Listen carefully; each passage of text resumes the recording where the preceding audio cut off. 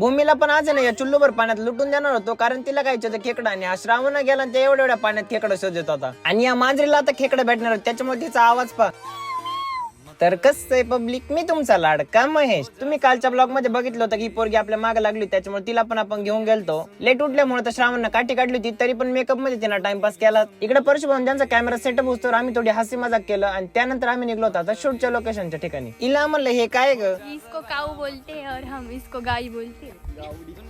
और तेरी इंग्लिश पुरी गावठी लाग रही है. एवढा मोठा पहाड चढायचा आहे, त्याच्यात पाऊस पण थोडा थोडा चालू होता, त्याच्यामुळे वहिनी म्हणले मी येतच नाही, तुम्हीच जाऊन शूट पण करून या. वरती गेल्यानंतर तर मी एकदम झाडाखाली सेफ होतो, पण हे तर पूर्ण भिजून गेलते, कारण आपलं कामच भारी हो. सांगा बरं कॉमेंट मध्ये आहे की नाही खरंच भारी. तुम्ही जर कुठे बाहेर चालले असेल ना, तुमच्यासोबत मोठा माणूस पाहिजेच, कारण की ते बाहेर जाताना काही ना काही सोबत खायला घेतात. वहिनी म्हणत असतील खरं तर बिस्किट मी आणली, हिनं फक्त महेशकडे नेऊन देण्याचं काम केलं. हे काय सही बात नाहीये. दुसऱ्या लोकेशनवर जाता जाता जरा गावड्या पाहिल्या, कारण घरच्या गावड्या पाहिल्याच नव्हत्या 10-1 दिवस झाले.